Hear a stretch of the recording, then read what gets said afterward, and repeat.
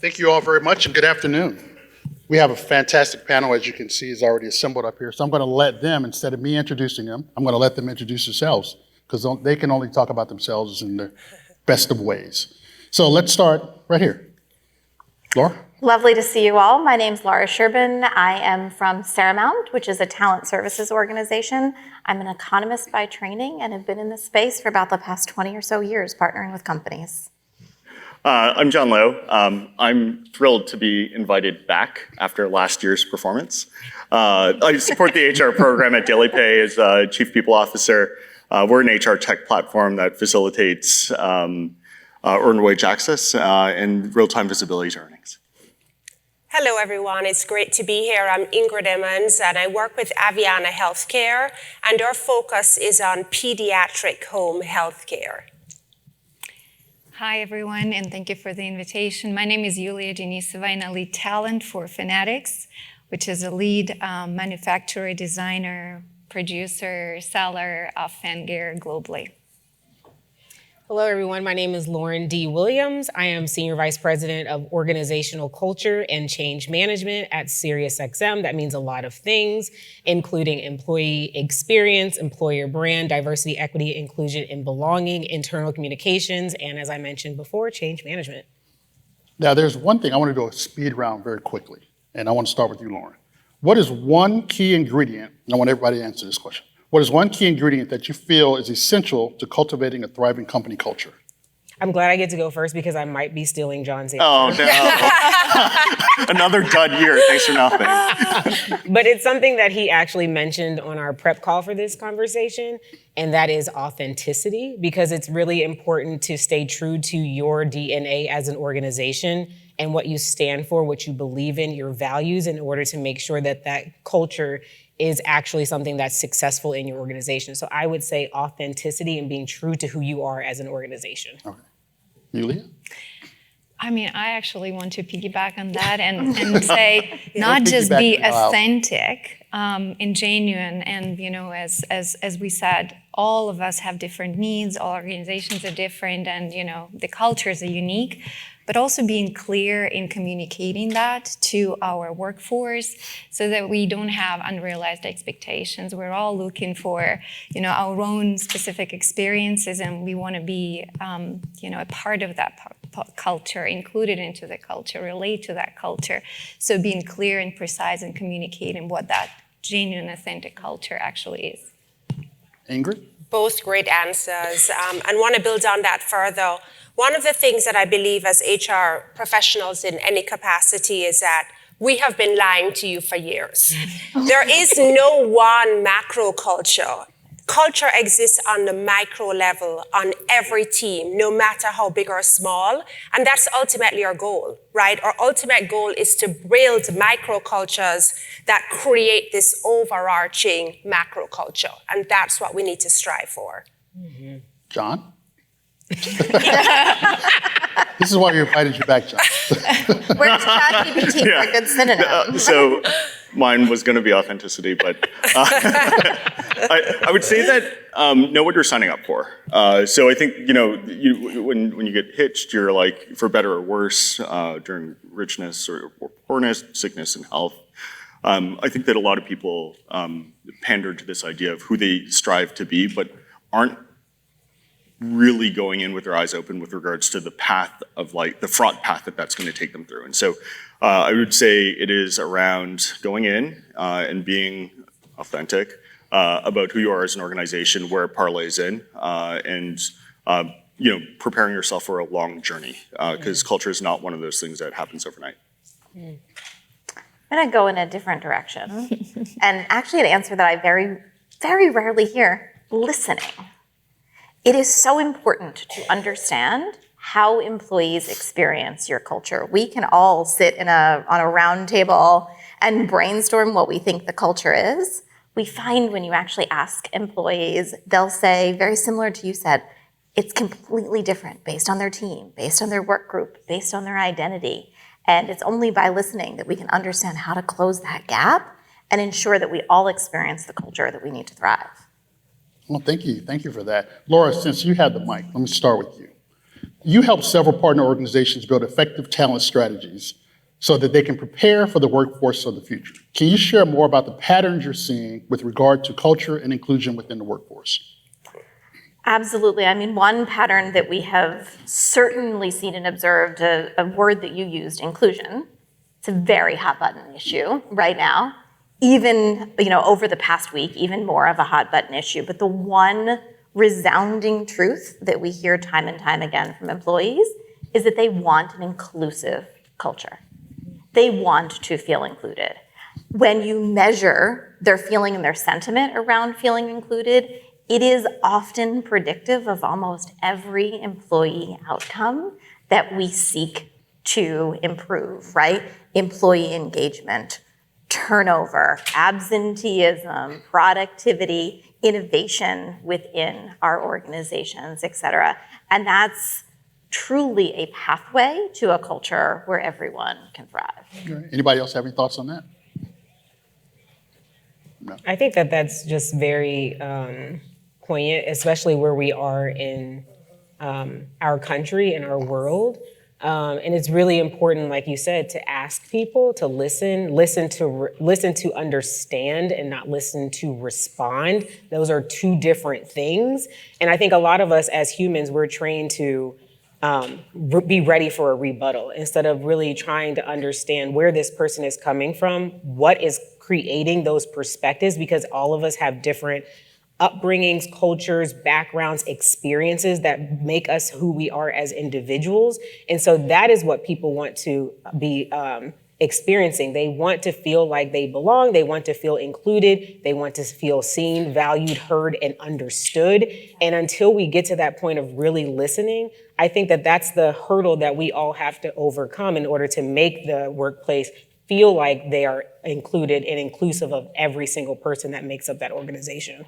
Well, Lauren, I'm sorry, you want? I was just going to add to that. What I find is that inclusion means different things to different people. It's very nuanced. And so when you're trying to have this understanding of what's happening in a particular team, right, through the listening sessions that we do, you find that access to information on one team is as important as on another team, them trying to understand, are we remote? Are we hybrid? Does somebody on the team have information that we don't have?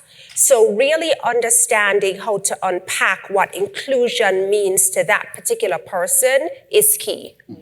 So Lauren, you talked about like feelings and feeling seen.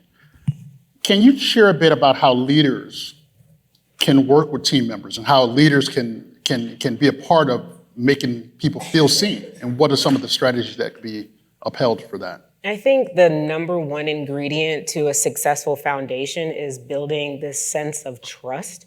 And I think that goes back to everything that everyone has set up here. It starts with listening, but then it's also understanding diverse perspectives and letting everyone who has those different perspectives be a part of the whole. It's all about collaboration. It's all about trust. It's all about allowing people to bring their best selves, not their whole self, the best version of themselves. That is a very different thing. And so there's some things that we've done as an organization. I cannot take credit for this. My team, who is sitting at this table right in the front, can actually take credit for this. But we recently took a step outside of our everyday to-day life because we wanted to fuel this collaborative nature of SiriusXM. And so we launched our first volunteer time off day. So we encouraged everyone in all of our locations, there's about 20 of them, to give back to the communities that we operate in. So we partnered with Big Brothers Big Sisters in Nashville, Atlanta, and Miami, and then also Volunteers of America in New York City. And then we encouraged all of our other culture carriers around the United States and in the UK to find an organization that we can give back to, because it's when you do something like that, you realize like you meet so many different people, you bridge relationships, you start to like understand what people do and who they are as individuals, and that helps you be able to work with them better. So I think building that sense of trust, collaboration is really the key to helping to bridge that gap. Okay. Anybody else, any thoughts on that? I think just even, very simply taking the time to get to know your people, people around your teams as managers, we're talking that, the good, strong cultural transformation goes top down. Leaders playing a critical role. So them spending the time to actually have the one-on-one conversation. Earlier today, we talked about, I think in one of the breakout sessions, the weekly connects, but whatever it takes to actually understand what's going on in their lives, who they are, what they relate to, what they're motivated by. It's very important. We don't always have the time, but it's important. It's critical. I was going to say that, in order to have those conversations, that underpinning of trust is there. But I think also being able to lean into operating in good faith, right? Being able to create psychological safety within those teams. So you can actually engage in the meaningful conversations versus just kind of, touching the surface level with regards to superficial topics that are more just virtue signaling across organizations. The other thing is that, I think that we have a really difficult job to do as it relates to blending these two seemingly opposing forces, which is like the homogeneity of organizational culture with the heterogeneity of the expectations and lived experiences of our employees. We've done a lot of work into it, and I think we're far from perfect, but the deployment of ERG groups to be able to actually understand the disparate experiences that we have across the organization and having those funneled back up to inform the way that we think about the business and making sure that it's not just, John Lowe sitting in New York somewhere crafting up nifty ideas, but rather, really listening to our people vis-a-vis building those, that network, that network that funnels up information in a way that's consumable and, again, is within that scope of operating in good faith. Love that. Ingrid, you have talked about the loneliness epidemic. That's a phrase I've never heard before. Can you talk about what that is and how that can be addressed? Yeah, absolutely. And I think it's at the heart of what we're really trying to build, right? So what we know is the Surgeon General has said that we're in this crisis. And if you look around the room, we know that 12% of US adults say that they don't have a best friend. They don't have anyone to call from the emergency room. That's 1 in 8. That is up from 3% in 2009. From 3% to 12%. This is what we're trying to solve for. And what we know is that they say they have no community at work. That's what 65% of US workers tell us. So I think that this can be a real competitive advantage for an organization to build community at work. And one of the things that I found so important is, and I'm sure you find this as well, is we have to constantly be ready to evolve. Listen and be ready to evolve. And so as I think about building community at work, we've done things, for example, like converted our employee resource groups to Aviana connection groups, because our goal is to disarm the dialogue. And that is especially important when you think about the period that we're in today. We are weaponizing words in so many different ways, and our natural instinct is to become defensive. And so as we work to build community, we don't want people to think about this as a zero-sum game. We want them to think about this as an opportunity where there's something for everyone. So we have our Aviana connection groups, which are our traditional shared interest groups. And then in 2024, we added our additional groups around book clubs or gardening or hiking. And these also create leadership opportunities. People can build community, and they're now connecting on shared identities and shared interests, because traditionally, the challenge that we have with ERGs is they become siloed. So you say allies are welcome, but the truth of the matter is, I don't know if there's anyone in this room who's done that effectively. I haven't been able to crack the code, but you rarely have allies attend these employee resource groups. And so it's people who have the same interests, who have the same shared identity, who are getting to know each other. And how does that really shift community and, by extension, the culture? Before I ask everyone else to jump in, what did the pandemic do to exacerbate that? Because I know a lot of people were working from home. A lot of people still work from home. Yeah. We've had new employees at my job come to work or start working and they're working from home. So they never meet me and they never meet everybody else. So what has the pandemic done to kind of accelerate that? Yeah, no, absolutely. And I'm sure everybody has experienced this. We are grappling with people having basic communication skills. Right? It's a challenge. People wanting to have a conversation with you as opposed to sending a message in Teams or Slack, right? Requesting kindly that people turn their cameras on. This is just not a place where they're comfortable. And unfortunately, I'm also a therapist. And so there's that entire angle as well around people just being willing to open up, right, and have a conversation.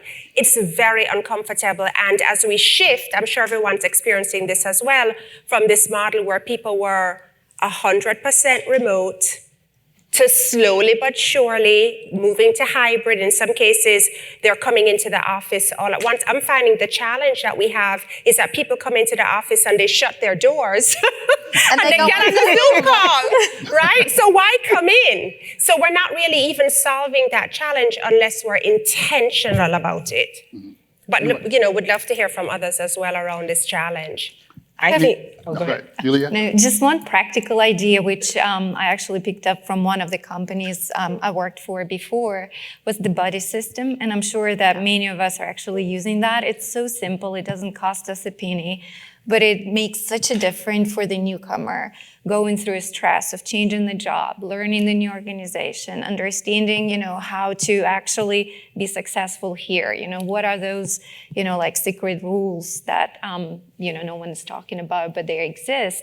And, having that safe harbor where you can vent, where you can actually get those, difficult questions that you are don't feel comfortable asking out loud. But it was super helpful, and it made such a difference, in the organization that we worked in, that we just making that a habit. And just one idea I wanted to share. I love the buddy system idea. And I was just going to say, I feel like I'm going to use myself as a use case. Contrary to belief, I am an introvert.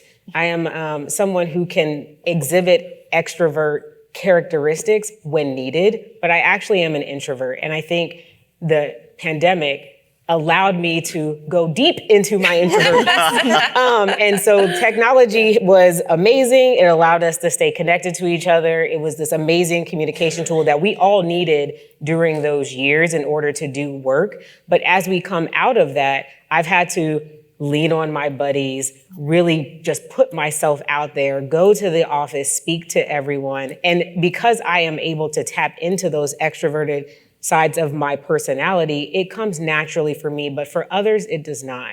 And so creating those environments to where everyone feels like they can just come and be themselves, meet someone who may not be like them or may be very much like them, is what we are really trying to do at SiriusXM.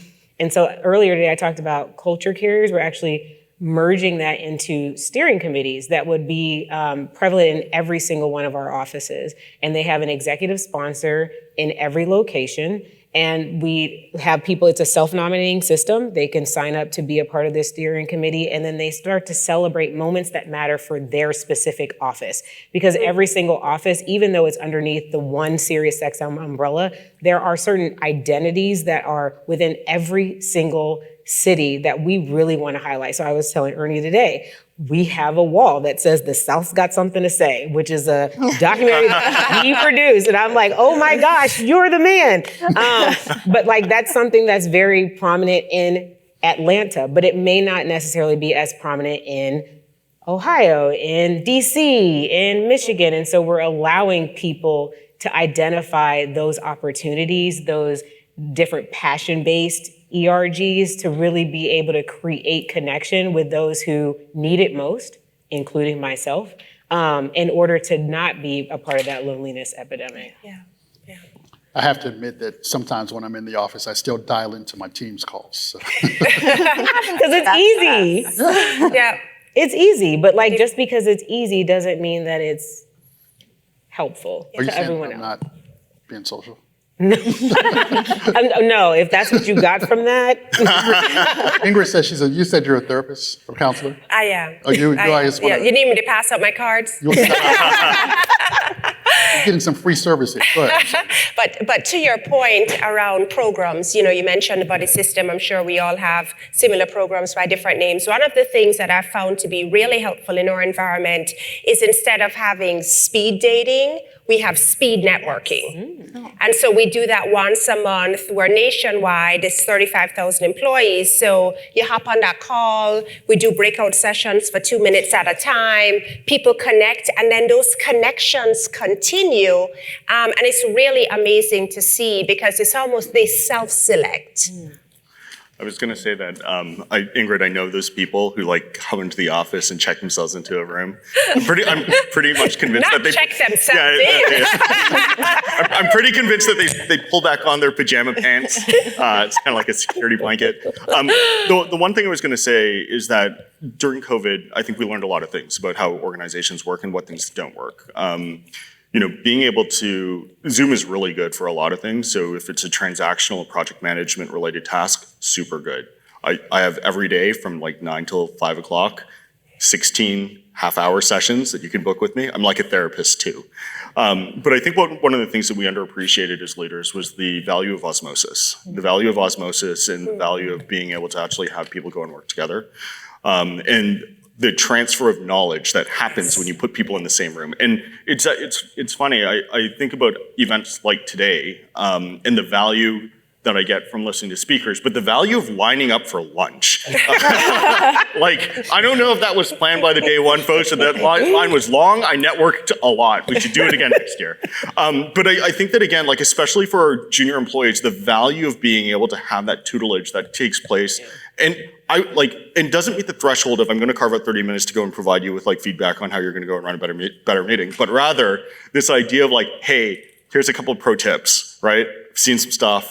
This is what you want to go and do. And so, again, I think that as we think about the deployment or the continued evolution of what normal is going to look like into the future, there's a teaching moment that we have. We have to kind of reintroduce the organization to what it is to go and work with each other, knowing that we might not see the byproducts of it immediately, but it is derivative. You start that ball rolling, and suddenly you start to create community within offices. And I think it's that portion that gets us back to that modeling and relearning of what normal looks like. So I want to talk a little bit about transparency, and I want to start with you, Leah. Transparency is important to have in place to make sure that workers have a clear understanding of their company culture. But what other components are essential to ensure cultural alignment within the workforce? Transparency is critical, right? And I think earlier today in different panel sessions, there was conversation about trust and the role, the importance of actually, giving feedback, even if it's difficult feedback, but really dealing with the situation because it builds trust, right? And people can actually work around the issues once, it's all on the table and we're having an open and honest conversation. I think what's important, another enabler of transformation is really walking the talk and making sure that you're embedding whatever the cultural values, the principles that you're designing for your organizations into employee life cycle, into everything that you're doing.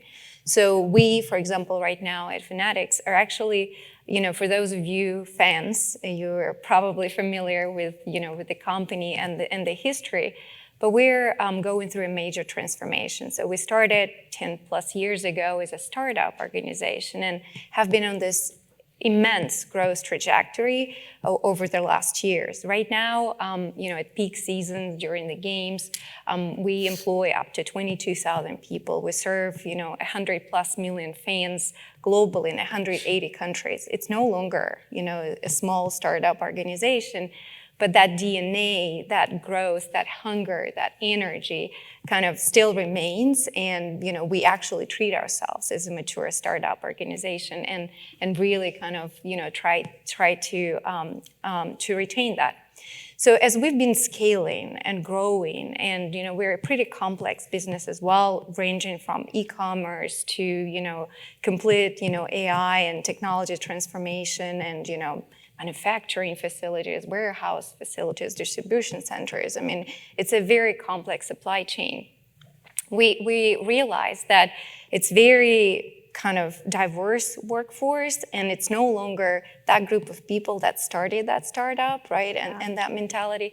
So what do we actually do to reignite the organization, to remind people what it is to be a startup, what it is to be an entrepreneur, what are kind of those principles that can really unite us all across boundaries, across, different businesses, and came up with, what we call bold principles, which are very simple for, kind of letters, but really define that entrepreneurship spirit, that drive, that energy.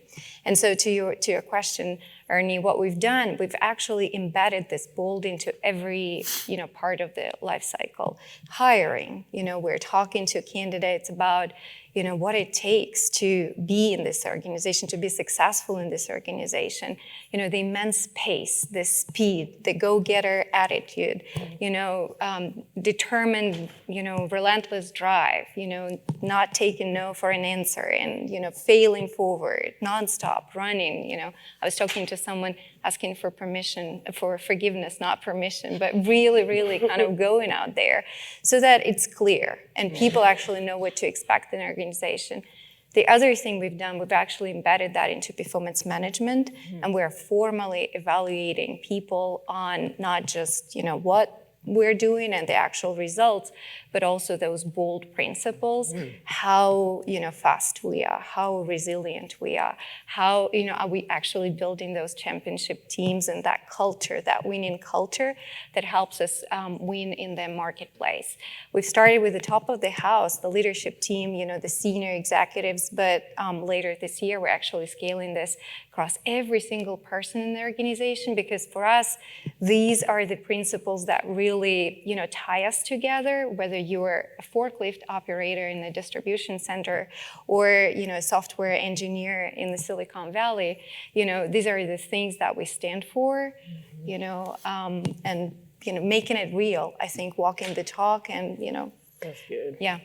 So I would like everybody to kind of weigh in on what Yulia was saying. How does that company who's building, who's growing very quickly, or who's changing, and there's a new CEO or whatever, who's coming with different ideas, how does that company balance working with the people who are there and kind of guiding them along, bringing them along, even when they reluctantly, how does that balance work? Laura? We've helped so many organizations through exactly this. A key part of it, actually, as you mentioned, is the self-awareness, right, that you've had. Many organizations, even when you think of a merger or an acquisition, right, culture is often what sabotages that. The thing that happens before that, though, is a complete lack of self-awareness of what the cultures are that we're blending, so that we can see and understand the complementary points, and we can anticipate the friction points, and then I've used the term listening with employees, but have a conversation with employees about how do we turn these friction points. Culture is never going to be something that's told to you. Culture is something that you have to buy into, that you have to believe. And it's ultimately built by every single person that works there. So even in a sort of new guard, old guard, it's ultimately going to morph and become something entirely organic to what those two groups need it to be. Yeah, I would just add, I think what's really important, and Christy, who's sitting at the table, it's all about change management and making sure that everyone is bought into whatever change you are trying to implement. Because if it's being pushed from the top down, that's never going to be exactly. And what you were talking about earlier, everyone needs to be bought into this, and everyone's going to get there on their own timeline. And so you have to give people that grace to be able to adapt to it, go through the stages of grief, the stages of change, and allow them to process it in the way that makes sense for them. Because again, they are all individuals and none of us show up the same exact way. And so making sure that you identify those executive sponsors, those change champions that can help you embed this within the culture is imperative, because even though I have culture in my title, I don't own culture. We all own culture. And so being able to make sure that everyone buys into that on their own timeline, identifying what the change is, why we're doing the change, and how we're embedding the change is going to be so important in order for it to really permeate throughout the entire organization, especially if you have new leadership coming in, especially if you have old regime rotating out, or you're trying to blend cultures with mergers and acquisitions. We did the same thing when SiriusXM purchased Pandora, when SiriusXM purchased Stitcher. Like, there's so many different things that could create fragmentation, but it's really up to us to make sure everyone understands the what, the why, and the how, and then give them the grace to come along on the journey as they see fit. Yeah, and I think to your point, what happens is in our organizations, we're working through platforms, right? We have to be able to scale. And so a part of the challenge that we have is that we have these disparate systems. So we have a listening tool. We have an employee engagement platform. Maybe we do something else for recognition. We have a performance management framework and system. And so I have found that connecting the dots is key. So if our patients want to recognize our 28,000 nurses, that patient feedback then goes into our engagement platform. We use that data to be able to recognize them in a meaningful way, because that's where the relationship exists, right? They're in those patients' homes. And so connecting the dots, the performance management framework, how are we holding leaders accountable for ensuring that there is visibility and support for them to attend our ERG sessions or our company town hall? What is our CEO talking about, right? Is he connected with our various systems and promoting them? Is he vulnerable? Is he approachable? Right? Do people feel like they know him even if you have over 30,000 employees? So looking at all of these disparate systems and spending time building a framework where it feels connected and you're driving toward the same behaviors, I think is key. And again, it's something that we should always be trying to get better at. Yeah. If I could. Go ahead. If I could add, I think we started with saying we need to listen to understand, right? Listen, not to respond. And what I personally found very helpful when there is a change of CEO in the executive leadership team, when people are not breaking things immediately, but they're actually taking the time to understand what is working and what needs to be potentially evolved or capped and sustained, and amplified, but not just like starting the change, being empathetic to the experiences of the workforce, of people, of the emotions, creating that psychological safety, and really kind of just giving people the grace and the space, but also building your own acumen in terms of what is that culture that I'm walking into and what good pieces of that culture I need to retain and just make that, better. So I grapple with culture. In my town, there's You grapple with culture? I grapple with culture. Okay. Yeah. So in my town, we have this hamburger shop. It will remain unnamed. If you take a look around the corner, there's this poster, and it says success, and it's like one of those. It's not an anagram, but it's like and it's the values of the company. And every time I see it, I enjoy my hamburger, and I think to myself, this is where culture comes to die. And the reason, and the reason for it is that this, I think that poster and all the things that went into it were probably well-intentioned. They started from the top. Executive teams went off. They committed to going and doing it. They deployed it across the organization. But I think that one of the things that we miss out on from a culture perspective is figuring out the mechanisms that allow us to audit it, whereby it is disseminating the entire organization and making sure it is consumable. So it's one thing to have a really well-crafted McKinsey-esque deck that outlines all of your organizational that no one cultures will and ever values. read. No, or you could read, but you don't understand. I don't understand many of the decks I see. So I don't have an entourage here, so I'm fine. They won't find this out. But what I'm saying is that when we think about that idea of culture doesn't exist to be able to go and satisfy us being able to put it onto walls and feel good about ourselves. It's about this idea of being able to permeate it through the entire organization. And so The idea of like, what does that look like for our frontline employees? How do they go and how is it actionable to them? How can they relate to it? And making sure that the voices are not strictly, the construction of what the culture is and where the culture is going is not only constructed with this microcosm of executives in a tall tower in New York, but rather is really representative and acknowledges the entire organization. Because I think that if you start from that original sin, what it is that you come away with is, again, catering to the 7 people who put the project together. So. Absolutely. Yulia, you mentioned empathy. Yes. And I want everyone to kind of talk about this. What can leaders do to ensure they are cognizant of the lived experience of their frontline workers and the challenges of their frontline workers? So let's start with John. And then I want to. Yeah, so you know what, I think that over the last years,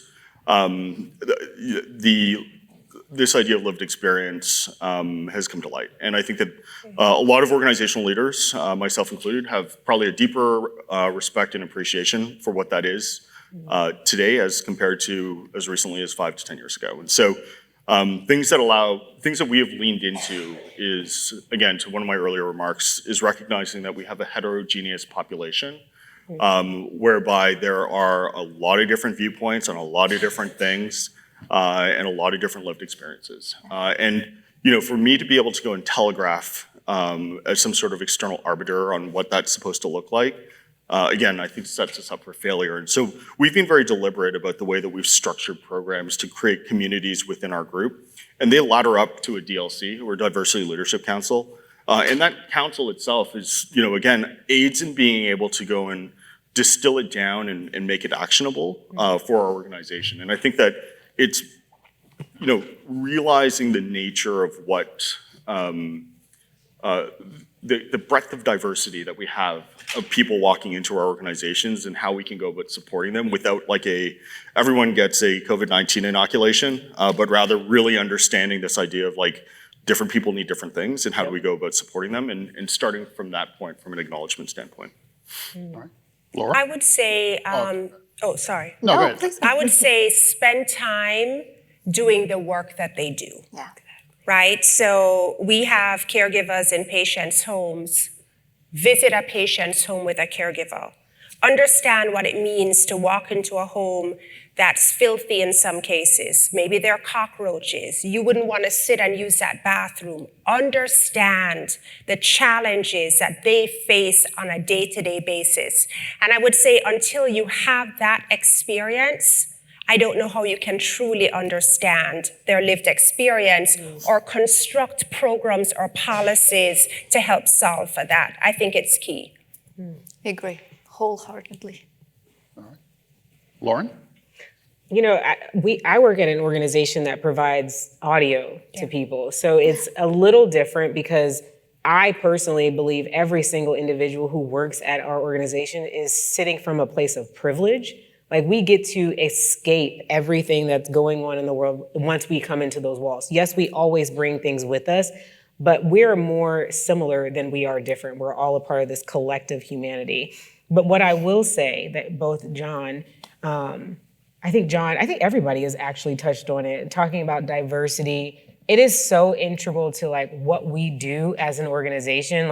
Everyone who's on our airways, they all have different perspectives, right? So honestly, those were our frontline workers because they had to show up every single day. They continue to have to show up every single day. And unfortunately, we will never be able to step into their shoes because it's a specialty that they carry of programming our channels, of bringing the audio experiences to life for all of us, because that really is what we all love. We love music, we love podcasting, we love talk, we love sports, we love all of that. And so what I would say that we do as an organization is really bring diversity, equity, inclusion, and belonging to the forefront, because if we are not educated internally, how can we support the voices that are on our platforms?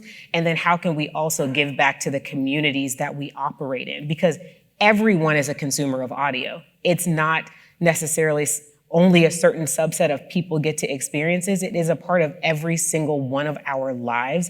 And so DEI&B is integral to every single thing that we do because we represent everyone. Our vision talks about effortlessly connecting everyone to the voices, stories, and music they love because we literally are a platform for everyone. Laura? I couldn't agree more. And I've been, saying for a number of years, it's not an agenda. Right. It's a business imperative. Correct. Right? I mentioned I'm an economist. I came into this space because I believe that talent is a company's greatest asset. The ability to leverage that talent across lines of difference is central to our competitive success. The ability to, as you mentioned, you produce audio for everyone, right? That means across lines of difference, and we need to understand that difference and celebrate it. And that's what makes this triple bottom line possible. That's what makes the consumer, the employee, the business all successful. And that, according to every piece of research that we've ever done, is a culture that people want to belong to, right? It's a shared definition of how we will all succeed, and that's a shared definition that many people subscribe to. Well, thank you all very much. We have 2 minutes left, and I want to get everybody to make sure you get their whole 40 minutes. So the name of this panel is Culture That's Real. So I want to do a quick roundtable, or not roundtable, but a quick round robin of what is real culture. Starting with you, Lauren. I think that depends on the organization, but culture, real culture for any organization is the beliefs, processes, behaviors that are acceptable by any organization that's out there. That is what culture is, but it's up to every single organization to define what that is for themselves. All right. Completely agree, and I would just say it's walking the talk. It's making it real for every single person in the organization, regardless of where they are, in what country, in which part of the business, but it's real to them. And, it's very vocal, it's very visible, they feel it. I would agree, and I would say that culture exists when people feel valued, and when they feel valued, they add value. And so that's our job. What do we need to do to ensure that people feel valued in our organization? I'd say that culture exists agnostic of the leadership team. I think every organization has culture, and I think that we as leaders try to shape what that culture is. But I don't think we own it. I think we try to lead it. And I think you can have good cultures, you have bad cultures, but every single organization has culture. It's what you elect to go and do with it to be able to go and create something that's constructive and creates value both for the organization and its employees.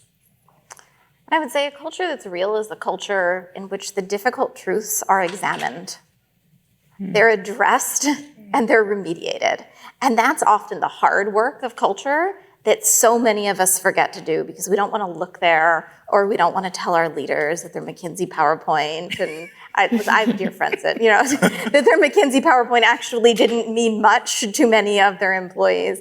But it is something that we acknowledge those difficult truths and wins for every single employee. And that's the promise that we make.